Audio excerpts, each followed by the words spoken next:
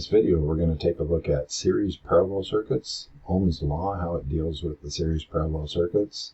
When we get done with that, we're going to take a look at condensers or capacitors, and we're going to take a look at electromagnetic induction or electromagnetic interference, what causes it, and what the difference is between the two. 3 laws of a series parallel circuit. So again, as you read in other books, they will give you more laws.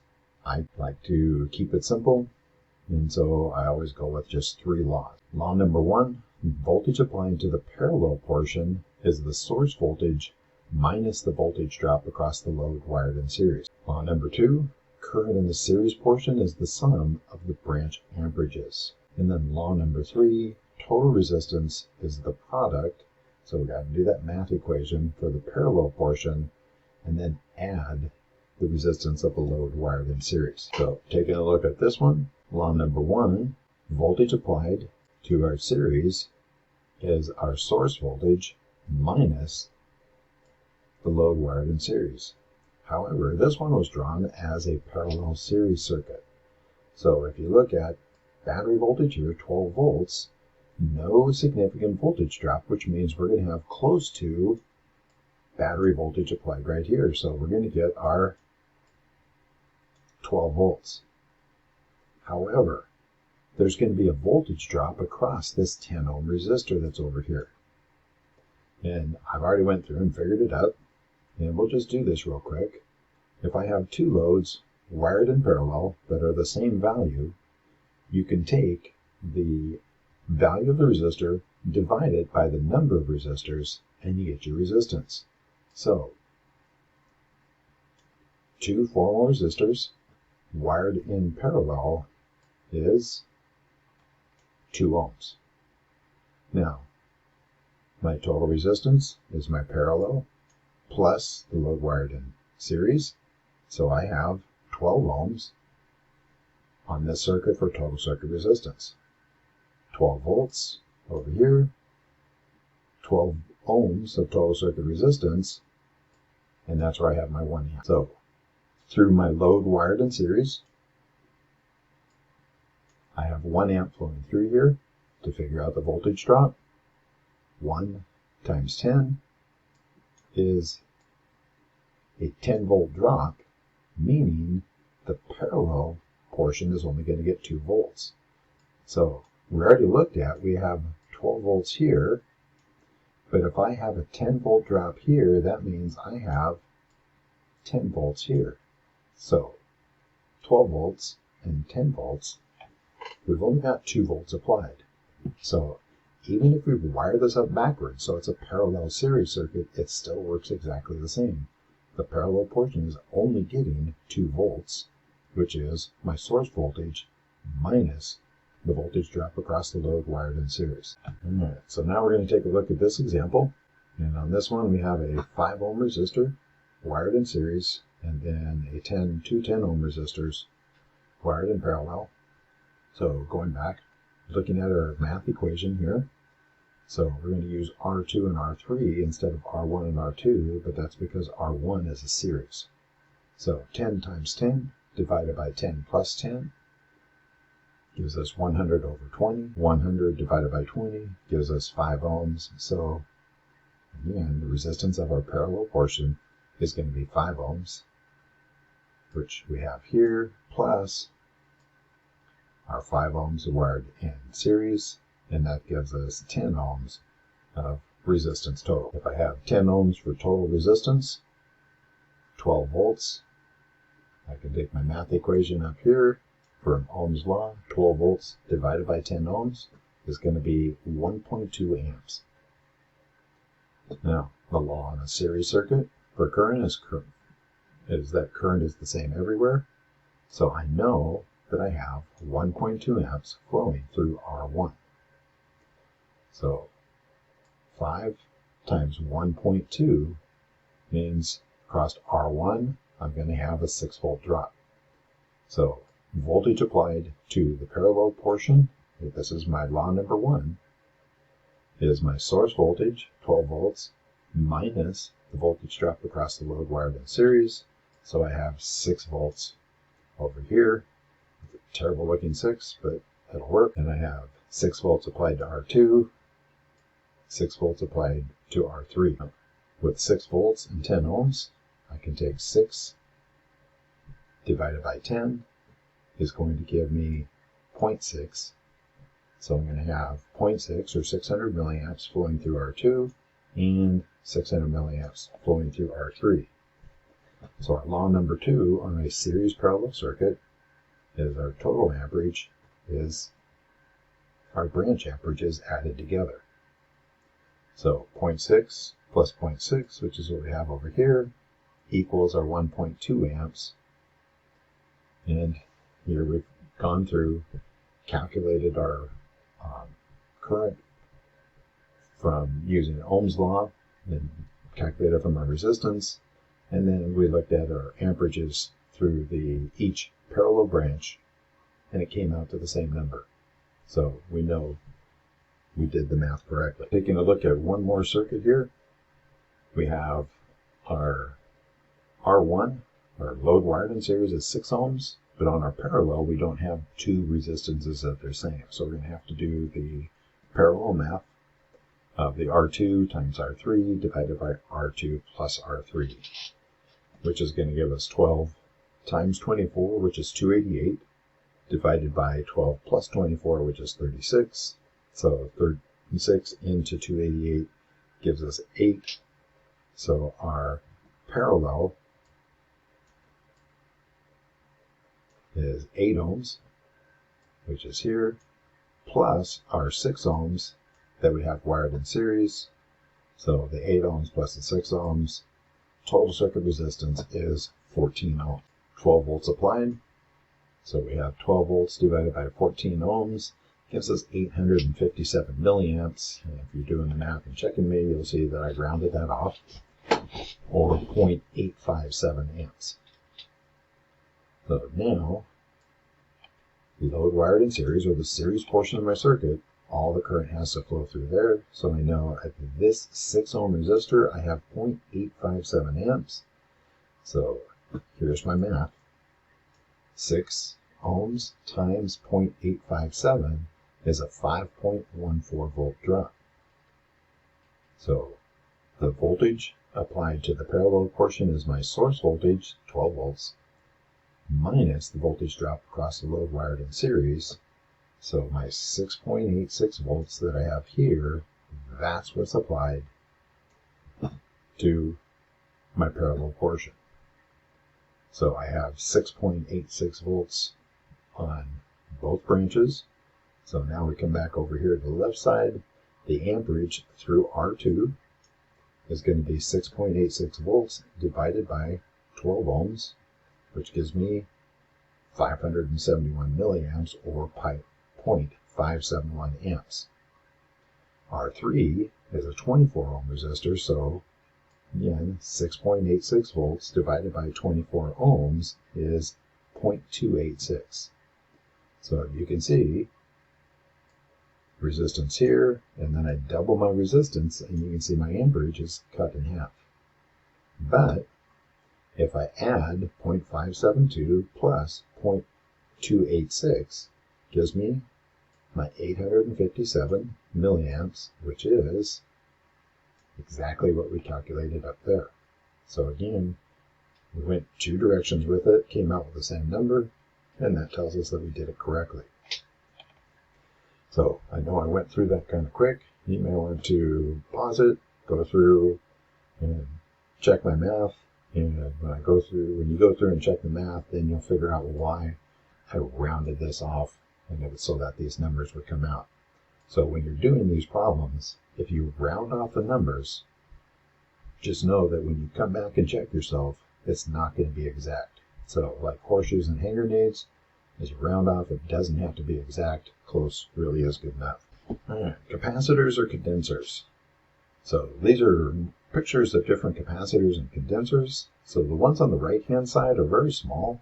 You would see those on a circuit board. And if you ever looked at a circuit board and you see kind of those odd shape, they're usually colored differently. Those are condensers or capacitors. So the term condenser or capacitor means the same thing. You can use either one of the terms. The black one that they're showing you there, that's going to be a little bit bigger, but again, you would find that on a circuit board. Now, the ones on the left, those are huge for capacitors. And you can see the perspective of it. Those are sitting on a pallet, so you get an idea. And they've got, 48 of them sitting there, all wired up. And those are really big capacitors. So most of the time, capacitors, because they're so small, when you go to measure them or go to look at them, they're going to be measured in farad. So 1 farad is the equivalent of 1 amp. So it means it can store on there 6.2 billion electrons. Because they're so small, when you're measuring them, most of them are going to be measured in micro or picofarads. However, those huge ones on the left there, each one of those is probably a 50 to 75 farad capacitor. And a capacitor can be used like a battery. So that's like a large battery pack. It can discharge very fast. I had a friend that was working on cash register machines, and this was back in the 60s when they were just starting to go with electrical and electronic. And he'd go in there and discharge the capacitors on there, and he had to warn everybody in the store, because when he discharged that capacitor, said it was like a shotgun going off. So they can be a very fast discharge. What makes a capacitor? It's actually really simple. So this one is telling you cathode, anode, then dielectric. So the term dielectric, make sure that you know dielectric, and it's just break it apart like 2 words. Dielectric. It's an insulator. So you can make a capacitor yourself. Take 2 strips of aluminum foil and a strip of wax paper, and put the wax paper in between the 2 aluminum foils. Roll it up. And as you roll it up, they then stick it inside of a canister. So one end is to the housing here, and the other end is going to this little pigtail there. Now, the symbols for a capacitor, and you want to get used to these symbols. So this is 2 of the more common symbols that you're going to see. Visualize this horizontal line here is one of those pieces of aluminum foil.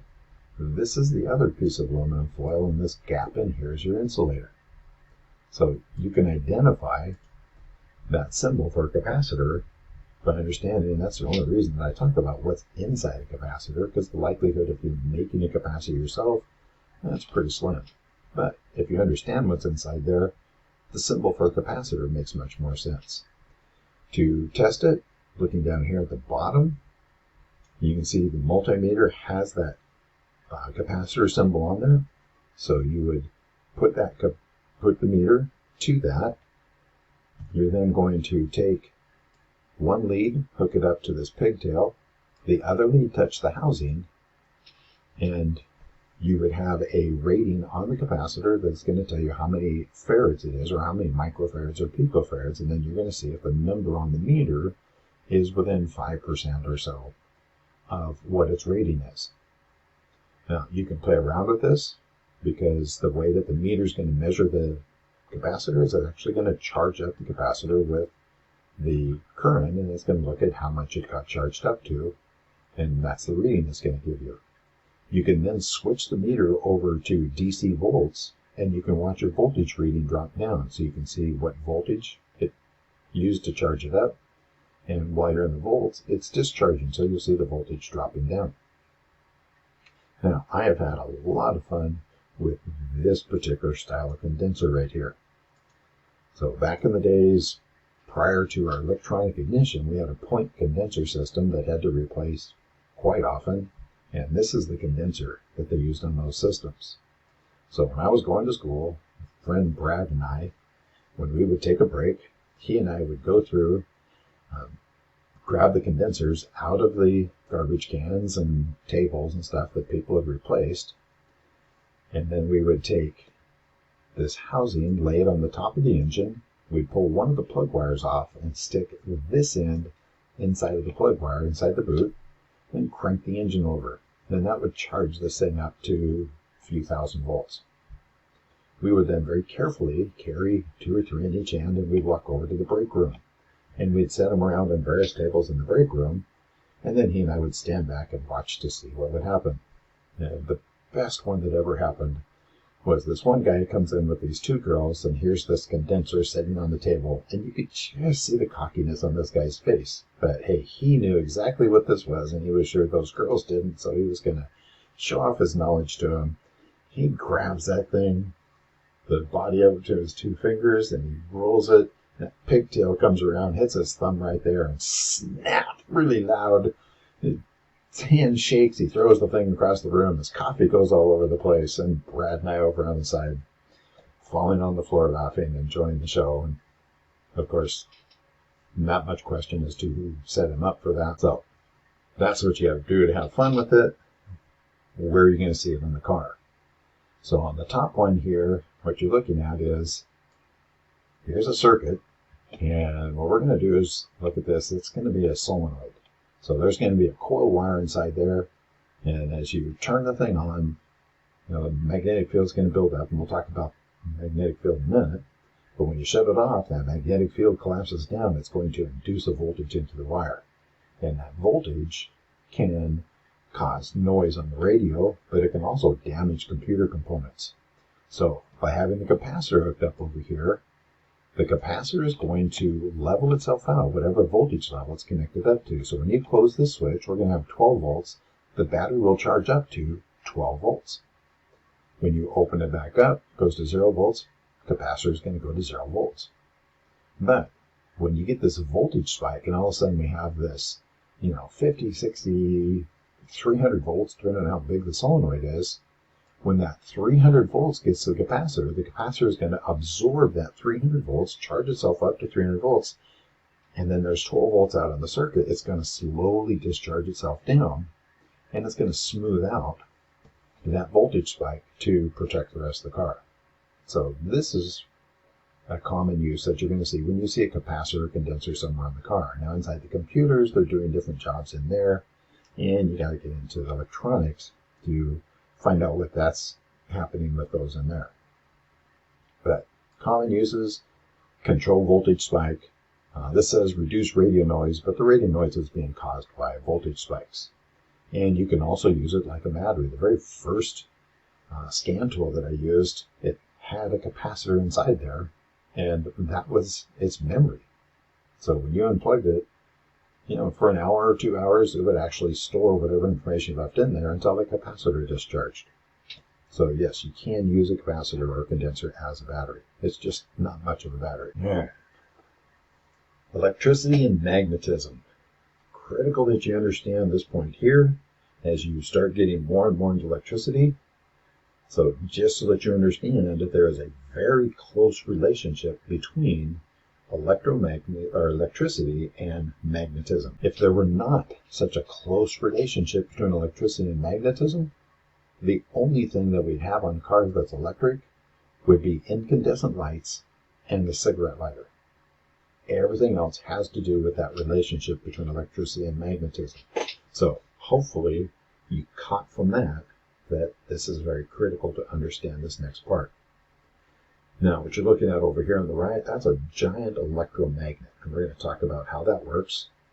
But just so that you know, electromagnets are a whole lot stronger than permanent magnets ever dreamed of being, assuming permanent magnets can dream. So looking at the lower left here, we have a wire, conductor, and the arrow, that red arrow, is showing you current flowing from bottom to top. And this is what they refer to as the right-hand rule of thumb, and this is using conventional theory, so electricity flowing from positive to negative. And if the current is flowing, so you hold your right hand out there, if current is flowing in the direction that your thumb is pointing, the magnetic field is in the direction of your fingers. So again, this is academic.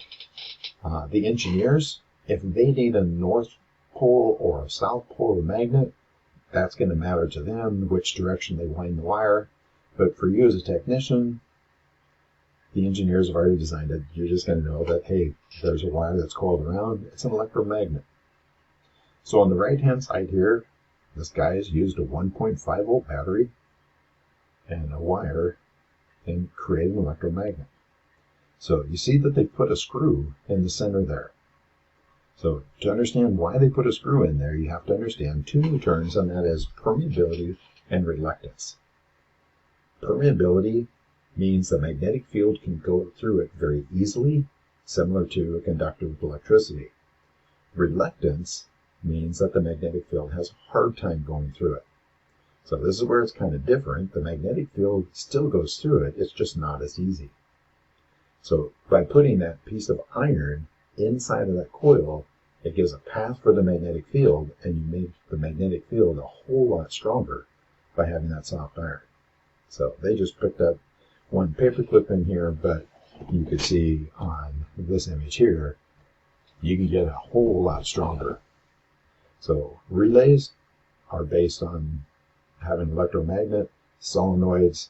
We're going to create mechanical movement with electricity using that wire that's coiled around. Now, on this part here, and this is really common sense. If I have just a few windings of a wire, I'm going to have a magnetic field, but it's not going to be that strong. If I have a whole bunch of windings on there, so thousands of turns, I can get a very strong electromagnet. So they're showing, okay, if you just have a few windings, you have to go with 10 amps going through there. If you have 1,000 turns, 1 amp, it's an equal magnet.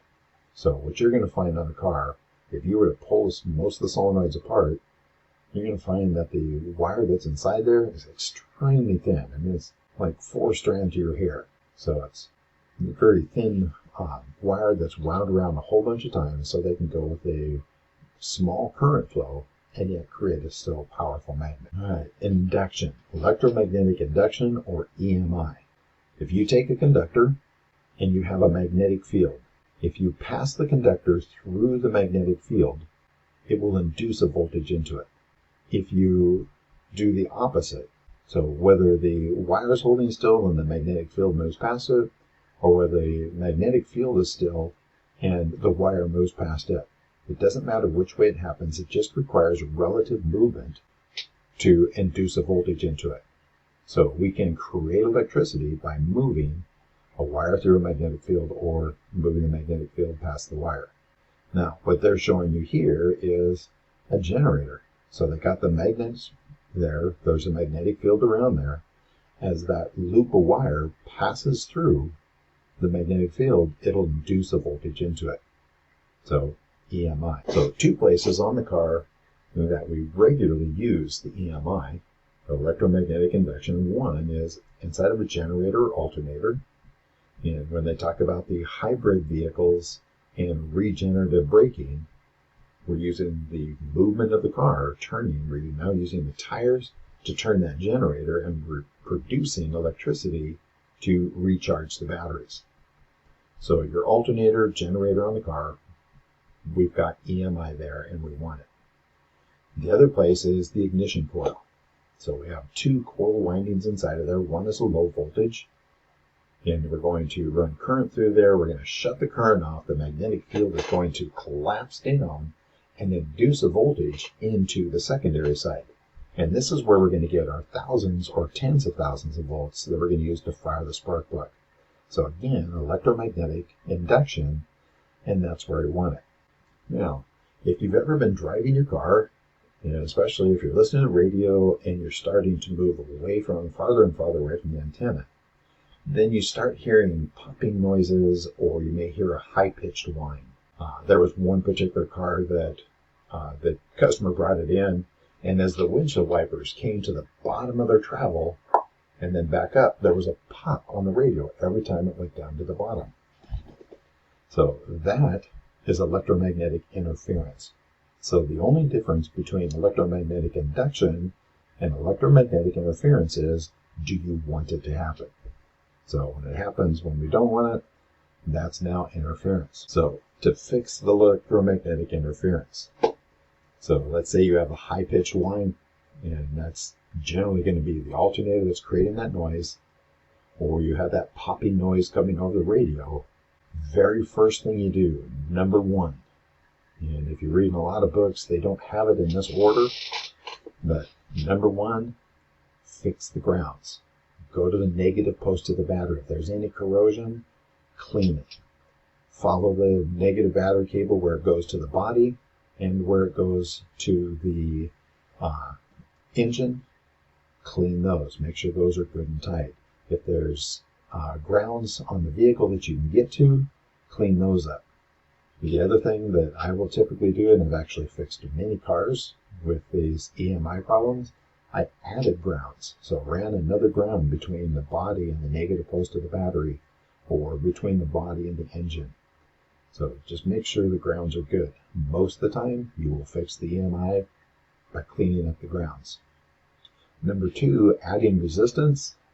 Again, I emphasize I probably should have put that in a different color, but this is going to be for high voltage only. So our 12 volt system, it's not a high voltage system. Adding resistance to that, not a good plan.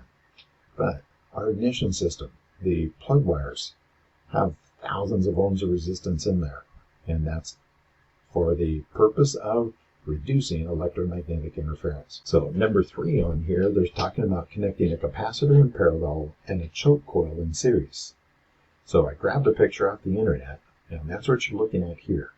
If you were to go to, Car Toys or someplace where they sell radios, you can go in there and you can buy a filter. Looking online, you can find filters. And it's going to be this box with 3 wires coming off there. And on this one, they've pulled the box off there so you can see it. On the top, that's your choke coil. And on the bottom is a 2200 microfarad capacitor. And that's going to absorb voltage spikes, clean it up. So you're going to hook this piece. So the one wire is going to go to ground. And the other 2 wires, you're going to cut your main wire your main power wire going to the radio, which is not your hot at all times wire. That's going to be your switched hot wire. And the current going to the radio has to go through this filter. And that's going to help clean up the EMI coming to it. So number 4 in there is shielding the component, which if it's a stock vehicle, you're just going to look to see if maybe there's a shield that's missing. You'll see, particularly on older vehicles, right next to the ignition coil, they had just this metal piece that was sticking up right there. So the coil's here, this metal piece, and then wiring over here. That metal magnetic field can go through the metal, so it has a high permeability, and the magnetic field would rather go through this. It'll protect those wires. If somebody pulled that off, or bent it, or whatever, needs to be fixed. So the shielding. Now, if you're working on a car and somebody has put this outrageous stereo in there with amplifiers and subs and all like this, those create a tremendous amount of electromagnetic interference. And so now you may need to look at putting some shielding on there to protect the other components. Number 5, adding a clamping diode in parallel. And that was, let me go back up here. So instead of using a capacitor here, what they did was they put a diode in here in reverse bias, and that would help protect EMI. But what they found is that technicians would go to test this component over here, and they would hook it up backwards, blow out the diode, and now the protection was gone. So the manufacturers went away from doing that to adding this isolation diode onto the circuit, but they put that isolation diode inside of the computer, so it's nothing you're going to see or deal with. But if you see a diode, you look in a electrical center, a fuse box, and you see a diode on there, that diode's on there to help protect from EMI. So that ends this portion of it. Hopefully it was helpful, and see you on the next video.